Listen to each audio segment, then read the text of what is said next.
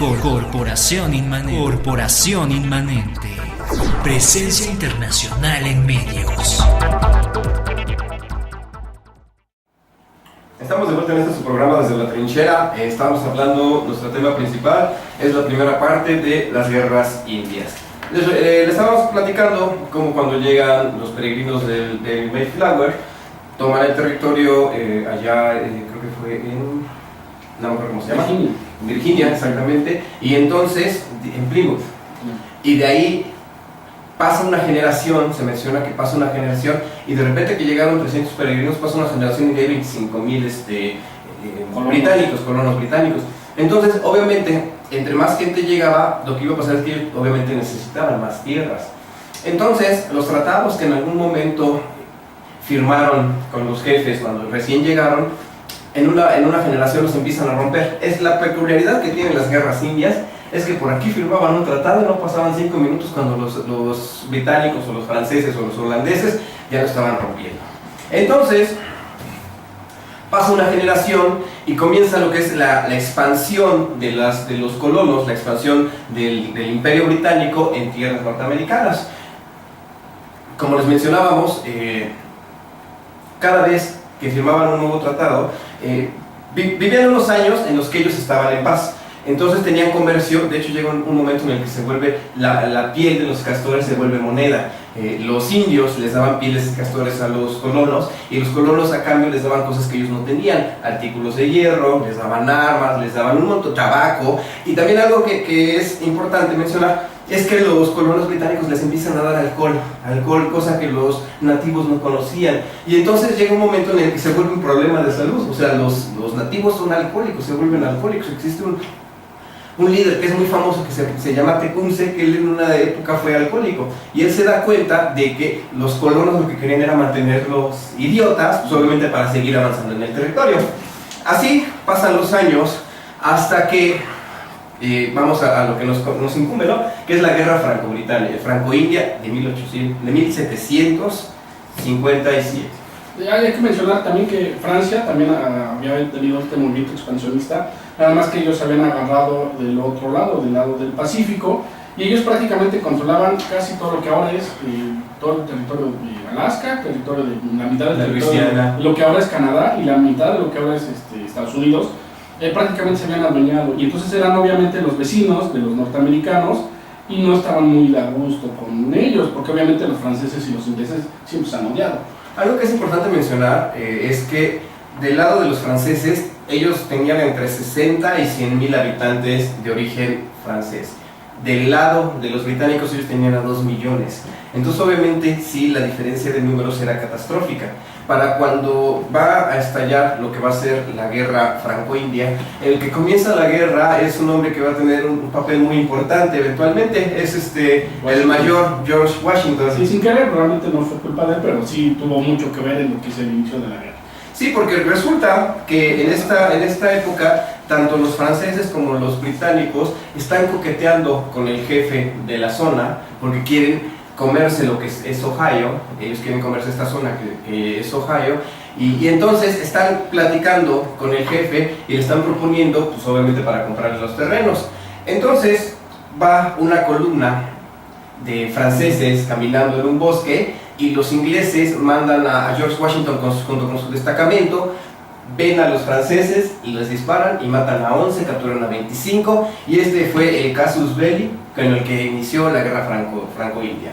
Se le llama franco-india porque dicen que en aquella época les ponían la guerra del rey, la guerra del nombre del rey. Entonces existía la guerra del rey Jorge, la guerra de este rey y del otro, pero como ya estaba ocupada la guerra del rey Jorge, deciden ponerle el nombre de la guerra franco-india porque eran los enemigos del imperio británico. Hay que mencionar que cuando estalla la guerra franco-india, del lado de los franceses, ellos, como les mencionábamos, si tenían a 60,000 habitantes, obviamente no tenían un ejército muy grande. Básicamente ellos tenían algunos destacamentos de hombres, y ellos, para hacer la guerra, se valen de las tribus indias. Hablan con los indios. Ellos llevaban una mejor relación con los franceses que con los ingleses, porque los franceses ya llevaban más de 100 años comerciando. De hecho, en algunas guerras anteriores que habían tenido, habían peleado franceses e indios juntos, y entonces básicamente hacían mancuerna. Los indios confiaban en los franceses. Del lado de los ingleses, cuando comienza la guerra, ellos sí tienen tropas regulares, algunos granaderos, no son muchos millares, tienen algunas milicias. Lo importante de las milicias y de Estados Unidos en esta época, bueno, de las colonias británicas, es que ellos son ciudadanos de segunda. Eso es bien importante mencionarlo. Ellos no tienen los mismos derechos que un súbdito británico.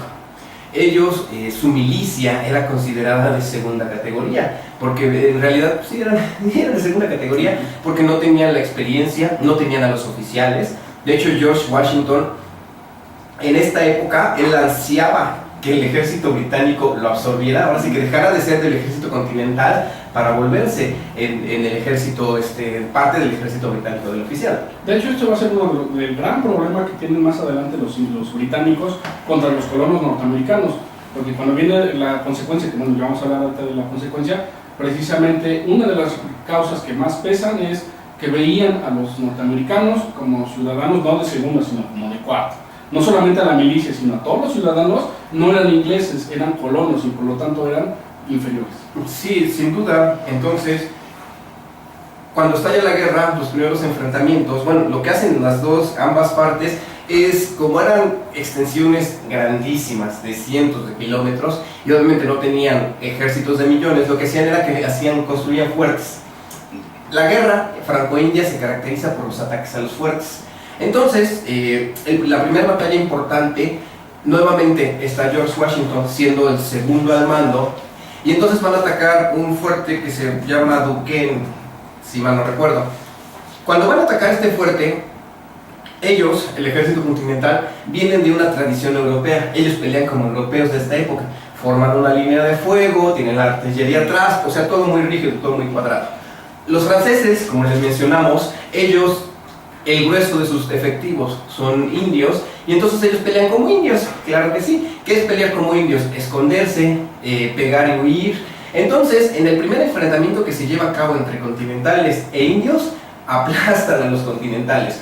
O sea, tienen más de 1000 bajas los continentales y a los indios les matan a 200, ¿no? Los aplastan, capturan prisionero a George Washington, les dan una mega paliza que ni Dios se los quitó. Y esto, en los primeros años de la Guerra de los 7 años, fue marcado porque los franceses fueron los que ganaron. Siempre en todos los enfrentamientos ellos ganaron.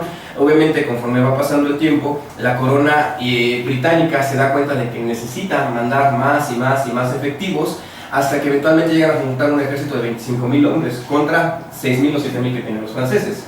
Sí, los colonos británicos o las milicias tenían como aliados a lo que se le conoció en ese entonces como la Confederación Iroquesa, que eran 5 o 6 tribus que estaban unidas, entre ellos los Mohawks, los famosos mohicanos, que bueno, ahorita vamos a hablar de la película, y entonces ellos además eran enemigos acérrimos de los que eran aliados de los franceses. Entonces eran guerras despiadadas donde era arrasar, no era nada más ir contra los militares, sino acabar con los civiles, con los niños, con los hombres, con los abuelitos, con todo el mundo, robar todo lo que había en las casas y quemar todo. Esto fue muy común, era muy cruel, pero también de alguna forma esto hizo que los colonos, incluso hay una frase muy famosa que dice: cada hombre es dueño de su castillo. O sea, cada hombre debe estar listo para defenderse de un ataque del que sea. Y esto es muy importante porque actualmente tiene repercusiones como la famosa enmienda esta, donde ellos pueden tener armas en su casa. Esta es la principal justificación. O sea, fue el motivo por el que ellos pueden tener armas actualmente. Dicen, ¿qué pasa si viene el rey inglés y me quiere invadir? Por eso tienes la justificación de tener tu arma. Sin duda, la guerra franco-india, como les decíamos, los indios tenían una manera de hacer la guerra muy diferente de los europeos.